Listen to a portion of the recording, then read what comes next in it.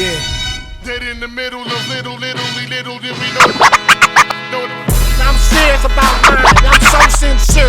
Now at last I have seen a judgment of Solomon.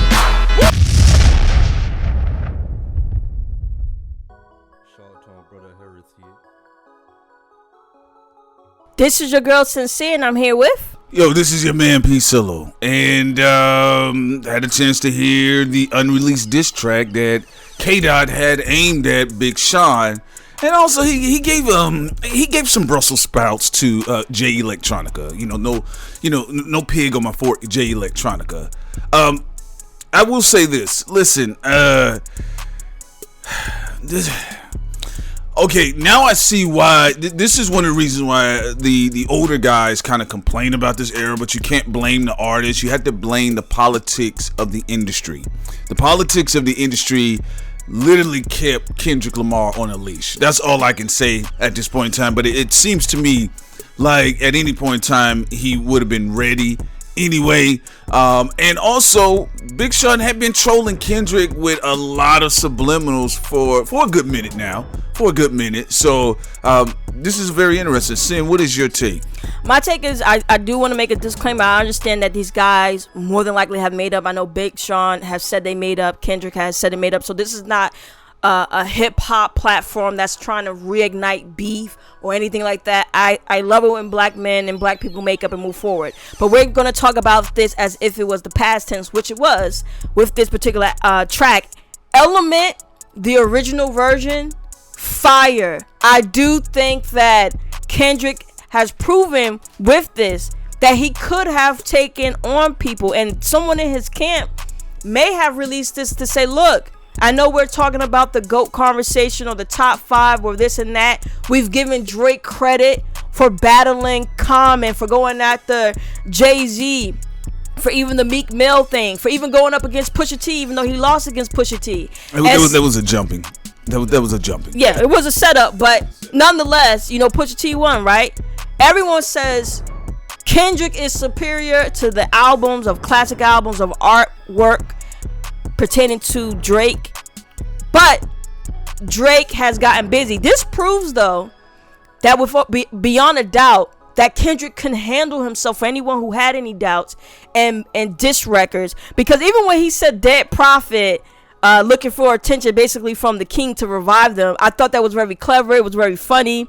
He dissed like 5 people on there. Even when he mentioned the views, he took a little subliminal jab at Drake. So he did forward direct diss, and then he also did subliminal disses, and it does show you the intelligence of Kendrick, that if he really wanted to make a massacre, he really could. And I know a lot of hip-hop fans on X, formerly known as Twitter, they were really saying, man, he should have left this on the album. And I personally think he could have. I think Big Sean and Kendrick still would have made up.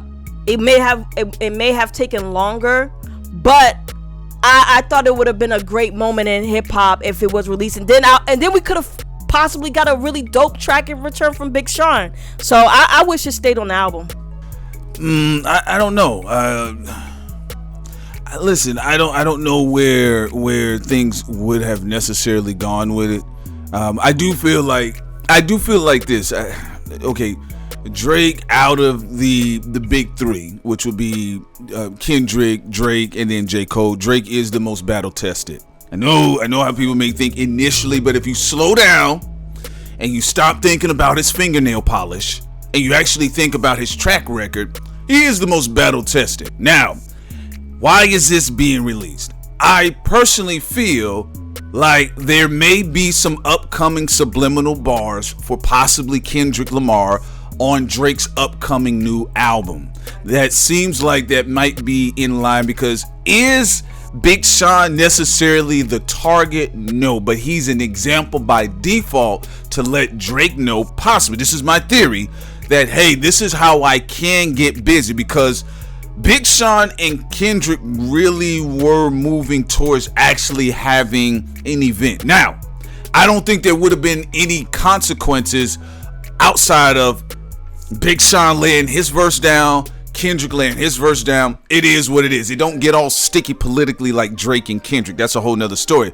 But I actually think this is more of an example of a showing for anything that we may hear from Drake's upcoming album, because Drake still is taking shots passively at K-Dot, just like he's doing with Pusha T, just like he's doing with also Kanye West. The other thing about it, the way the Kendrick Lamar and Big Sean handshake came about, unfortunately, was the tragic loss of Nipsey Hussle, which is stated on Big Sean's last album, Detroit 2. I think is his best body of work. I actually feel that's his only classic album, my personal opinion.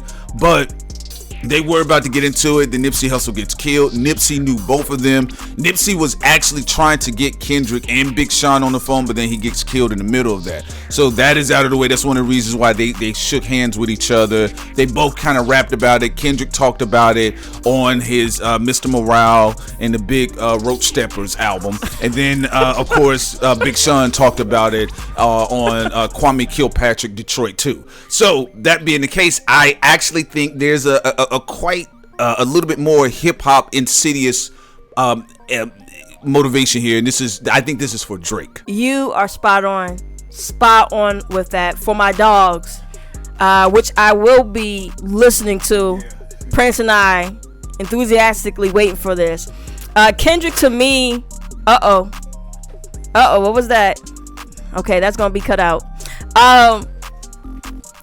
For me personally, I think you're just spot on with it. I do think that this was a leak that is not about Big Sean any longer, or Jay. Like, it's not about none of them anymore except for Drake. It's to let Drake know and his crew. The rumors that you know Charlamagne and other people started about me not being able to get busy, shit is bullshit. Come on, man. Look at the type of fucking albums I put out, and you think I can't. This is not Fabulous. Great rapper, punchline lyricist, very smooth. I actually really like Fabulous as a rapper, as a lyricist. But Prince pointed this out not too long ago. He's not a diss record type of guy. He's not a battler type of guy in a sense of taking digs or going back and forth at beef. He can't do what Jay-Z and Nas did with each other. It's not his thing. You know, that's actually where he's weak at. Kendrick is one of those people that could do all. And to be fair to Drake, I think he's one of those people who can do all as well.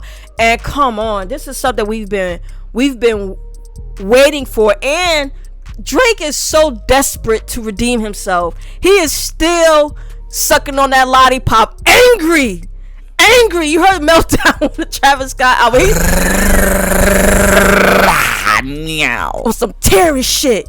Well, you know he's still crazy. He's still angry about it. So he wants to redeem himself. Listen, I'm going to be honest with you. I think that's the wrong way to do it. Is through Kendrick. I think Kendrick has been wanting this for a long time.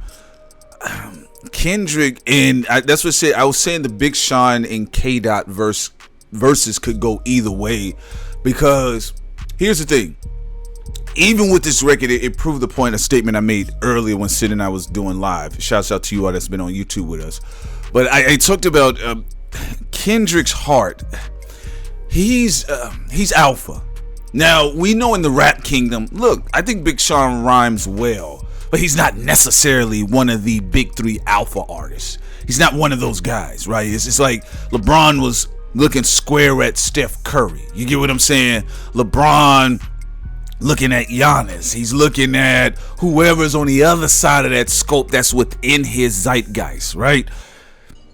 Big Sean versus Kendrick, he is the B side of the car. So Big Sean would actually have to go and dig into his pockets to handle someone like K-Dot, just based on Kendrick Lamar's said prestige. Now, I do feel that Drake at times makes presumed miscalculations about Kendrick in the same vein that Jay-Z presumes miscalculations about Nas, that Nas is just a poet laureate rapper. He makes things beautiful. He's pro-black. He loves every black man and woman. He's friends with Lauryn Hill. He could never slap a black male. All he does is has sex with black women. He's a vegan. He don't eat bacon. Let me watch this kufi wearing little boy. He's right? for Jesus.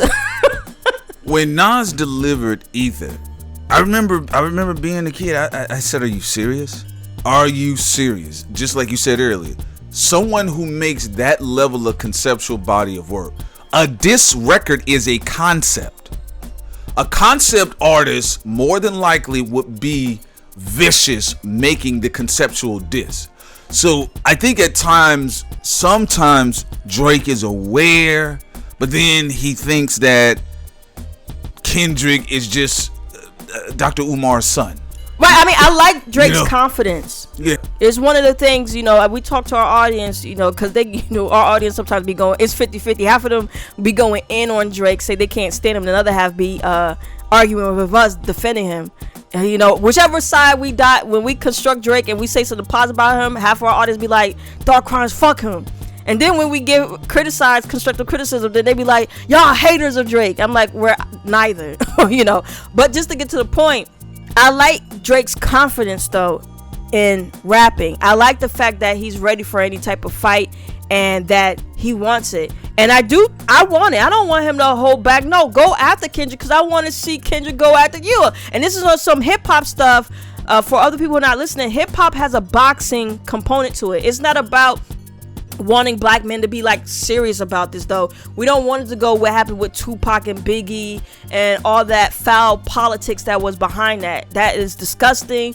I hope black men in rap stop falling for that bullshit.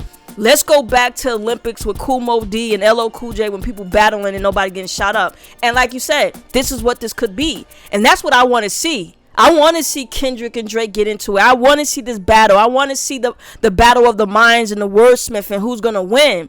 Because they both got their own strengths and they both got their own weaknesses. But hip hop purists are definitely gonna think that Kendrick is going to smoke Drake. And then those who've been paying attention to Drake battling and that actually do enjoy Drake's music, or at the very least admit that they really like his mixtapes that, a lot of times sound better than the published albums. A lot of them are going to be like, nah, he has a chance because we've seen him get busy. Yeah, and the reason why I would love for our hip hop minds to think, there's nothing Big Sean is doing right now. I listened to some of his more recent records. I didn't hear any subliminals to anyone. He's just doing his I'm better than everybody that's better than everybody stuff. The stuff that he normally does. The only one that's moving right now is Drake. He has an oncoming album. Drake just announced a new date for his album, and then this track leaks. September 22nd. Yeah, I think that dropped today or yesterday. You're right, and this leaks around that time. That's why I said I agree with you when you said this is a warning shot for whatever's going to be on that album. Absolutely. Yeah, because you got to understand, folks, MCs, hyper lyrical competitive MCs they're very sensitive, and what I mean sensitive, not in a wham way. They feel the force. Like on Sailor Moon, when she say the niggas force, we say the nigga force. They feel the nigga force. That's what we do when we watch and we laugh at it. But they feel the nigga force. Their ears are very sharp. Actually, some of your best MC, Jay-Z, Nas, Tupac was very good at it. Biggie was good. It's their music listenership ear where they hear when a message is for them and nobody else heard it. And then people were like, what are you talking about? Why is he saying it? And then they'll go back and listen to it. They're like, oh, he did this him. So I actually feel that from some of the records I've been hearing from Drake, he has been taking subliminal shot. I think also, because, I'm going to put Prince or pressure him right now. Because he was supposed to do a narration that we were supposed to work on with Drake. I really want that to be released in a couple of days. But are you going to drop your narration piece about 5 minutes on this Kendrick and Drake battle of the minds that could be happening? Or are you going to drop something or work on something to drop in Yes. the next 3 days. Yeah, I will because that's what's going on. You know, Drake. Listen, All y'all pressure Prince, harass him about this. all y'all pressure my Cash App. So, there you go. But I'll be interested to see, does Drake have a Drakeavelli track? Because for him, I'll say this. Oh, you may say this will lead to the battle of the leaks. Come on, please There leak you go. that track we've been fucking talking about for over 4 years now, that people doubted us at first because we were the first one or hip hop media that we were said, yo, this dude has a diss record, and people were saying he was sounding like Tupac, and then years later he got Tupac ring on his pinky. I heard pinky that finger. I heard that he remixed Genuine's Pony and he went ham on it. You know, but listen, I'll say this. Drake, the only way, Drakeavelli, for you to feel like you felt in 2016-17, you had to go and do a Slaughterhouse, no Joe Budden. I actually would like to see a Slaughterhouse. I want you to take cows on the kill floor. If you gotta lock in Pusha T, you gotta do Kendrick. I want to see Kendrick get busy. But Drake, out of the two, because Kendrick at this point, he didn't won Nobel Peace Prize. He didn't got Purple Hearts, Book Awards. He didn't. Philosopher's Stone. Yeah, he didn't get started on reading Rainbow. The Emerald Tablet. Yeah, come on. He having deep conversations with LeVar Burton. Like, there's nothing else to add to his resume at this point in time. The occultic temples in Egypt and Kemet. The only thing he would have to do in his head is put Drake's face on the wall. That's what he's looking to do. But for Drake, out of the two, and this is exciting. Out of the two, Drake, you're right. Out of the two, I'm just gonna say this: you are the only one that is required by the law within hip hop to release a Slaughterhouse level album, or track, better yet. Well, also Kendrick too, for different reasons. Drake is for redemption. You know, sometimes we have to remind people, Drake has responded to everybody. Yeah, that's what I said. Most battle tested. And he had one public loss. I think Joe Budden was a semi-loss. It was a loss, a semi-loss, but people that was more like frenemies or friends. I kind of didn't know what that was. No one did. Yeah, because Joe Budden was like, what? He was rapping for 8 minutes, and I was like, what's going on here? Right. The first this record was hot though. Yeah. But then he did the 8-minute one. I'm like, what? But it was more like a weird friends but mad at each other. It was like some shadow thing. boxing shit. Yeah, it's like, but it felt like a little brother thing. Right. That's why it's more of like a Joe Budden was like, yo, younger brother, yo, sit your ass down, because come on now, you can't get busy. And then Drake's response, I'm gonna pump it up. Right. No, his response after that was like, all right. He's like, all right, Joe, stop.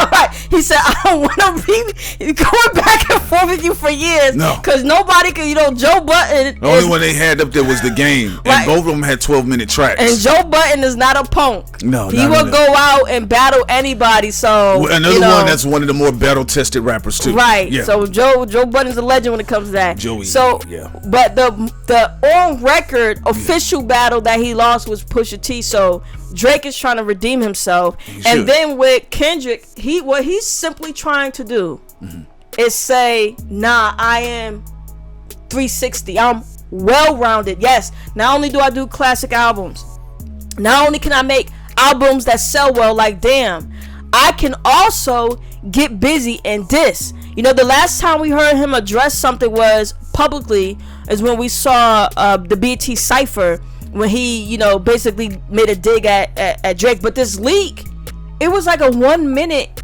it's supposed to be on Element. It was 1 minute and he dissed 5 people in 1 minute. Like, this also shows you just the dexterity of his mind, how this guy can just go off if he wanted to. Yeah, I think that's what makes both of them dangerous. Like, of course, Drake at times can be a bit more of a goofier packaging, but when I hear him as an MC, he is a very dangerous MC. It's because of his versatility. And is also Drake has his own he has his versatility, but Kendrick has a versatile style as well. And the only thing I feel that typically happens with Kendrick Lamar, anybody outside of Snoop Dogg, because he's the most recognized rapper on the planet. But I think Kendrick, a lot of times what happens to him is not simply because of the type of music he makes. I think it's just by access of him being a West Coast artist still, you know, and him wearing that. Yeah, you know, he's not like the Game, because if you close your eyes with the Game and you hear him rap, you know, he sounds like an East Coast artist. You know, you don't think lowriders. You don't think the West Coast with Game until you hear him say the word West Coast or Tupac or something like that. Instrumentals. Yeah, in the instrumentals. But with Kendrick, a lot of times, to his point, he vocally has that West Coast voice. Everything about him is West Coast, even when he says, just me and the homies and things of that nature. But I do feel in this situation, I think what we have something that should be coming about. And Drake did let us know what time it was on the Meltdown track. I do want to just leave it off here. They're both spiritual warriors too. And this is a very interesting thing. This is something we're going to add in the narration, Kendrick overtly wears his spiritualism. Drake says it, but is also hidden at the same time. And it's actually going to be interesting to see someone that everybody already views overtly as spiritual warrior, represent Yahshua, represents Metatron, because it's going to go back into spiritual wars. And it's going to be interesting to see that and all that other stuff that's added with him versus Drake, who is occultic. Drake is very occultic as well. Very spiritual as well. Look at the owl on me. Right. Yeah. So it is going to be interesting to see that aspect of word magic, of occult sigils and symbols and stuff. Because also that's another thing that people are not going to really suspect. If you really actually think about it, it happened a little bit with Pusha T and with Drake, because Pusha T was doing the Santeria. With the infrared, and I bet you Pusha T did pray that Drake was going to answer the call. Didn't he release it like on a blue moon or something like that? He did, because he was doing moon magic too. Pusha T's being weird again. That's what he's doing. Sorry. Every now and then Pusha T does something, I'm like, oh, he's being weird again. So yeah, and then that's why Drake fell for the bait. And although Duppy was a good diss record, but it meant ghost, and then very occultic as well. But well, I actually think Pusha came with that tea time shit that Drake is still mad with, because that's tea time. Yeah. Well, and I'll say this, just to point out here, I think with Kendrick and Drake, they do mirror the same ethereal versus earthly energy that we saw in the battle with Nas and Jay-Z. I agree with you. I just actually think, and don't misconstrue what I'm about to say. None of y'all in the audience. About to say I rebuke you. Yeah, y'all better not come with the bullshit. I rebuke you. Because sometimes people say what they think I said, not what I actually said. I rebuke it. I think, of course, Jay-Z is superior MC. He's a legend, icon. But I think that Drake is more spiritual. He is overtly back then. I'm not talking about Jay-Z now. Jay-Z is overtly spiritual now. But back in the day, if you look at comparison, I think Drake is more overtly spiritual with earth magic and earth symbolism than Jay-Z was with the takeover. He was even way more subliminal with it. So it will be interesting, but still, nonetheless, you are right that it's still similar, because Kendrick would be Nas in this, and Drake would be Hov, because Kendrick don't walk around with gold chains and all that other stuff a lot. He's very humble. He don't have any songs with Genuine. Right, he's very, look at what he was doing with the Hillbillies, trolling Drake with, you're right, like he's very trying to live with the principles of Yahshua. Not saying he's perfect, none of us are. He already talked about his sins on his latest album. And you are right that Drake is more overtly materialistic. He talks about the women more, the bling more, the cars, his mansion. He tries to motivate people through materialism, although he has spiritual connotations to it. Whereas with Kendrick is spiritualism first, and then the other Yes. stuff. Yeah, So it no, is. you are right. It is a it's close alignment to that. and that has always been the dichotomy of the two MCs of hip hop. And then you just have the guy that comes around like the gesture every now and then, like Soulja Boy or Kwame and the Polka Dots. You know, he just, hey guys, I just want to make everybody dance, and then he goes disappear. And right, and again, I reiterate, because you know they do this a lot. Jay-Z became more overtly spiritual after the Blueprint. As like with going into the Black Album all the way to 444, he became more overtly, of course, spiritualism, occultism stuff. But before that point, remember, Jay-Z is one of the forefathers of the Bling era. So, you know, it was him, it was Cash Money, Diddy, you know. But there was more. Now, what there were with Jay-Z and like that with Drake is that occultic symbols are very prominent in their iconography. Absolutely. Jay-Z with the diamond or the pyramid or the triangle, the Masonic, you know, whatever you want to interpret it as, it has its own interpretation. And then you have the Molech Owl with Drake, and Drake has also used other forms of like rune magic. You'll see it all in his stuff. So I think that's why I say it's very interesting how him and Jay-Z have a lot of that in common, while channeling for material manifestation and gains of that notion, versus what we see with Kendrick and Nas, where they choose to go further into the ethereal, quote unquote, spiritual sphere to conjure things up. And I'm glad you said that, because some people are going to be like, well, he started off as a 5%er.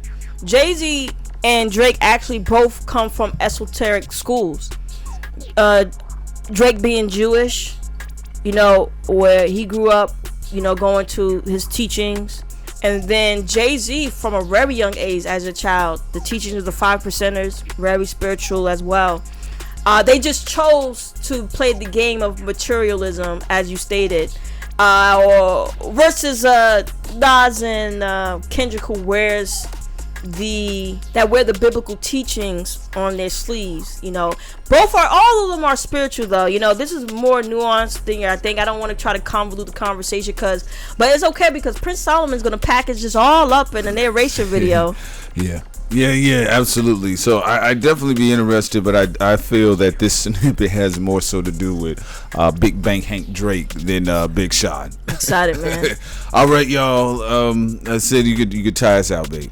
The spiritual shit really works. Tell my wife that the spiritual shit really works. Subscribe to us on TCZ on our YouTube channel. Of course, we can't say everything we want on our YouTube channels because of their rules, but we can say everything we want on Patreon. We're also going to be on Spotify soon, and also we're on X, formerly known as Twitter. Yeah, you gotta say we're on X versus Twitter, or versus we on X like Ja Rule and Drugs. I gotta keep saying formerly Twitter, so they can know what platform we on.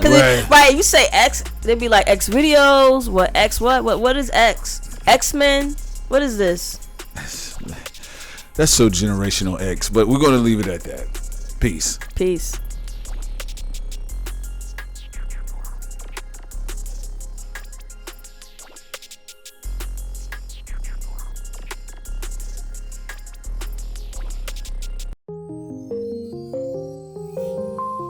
Hey.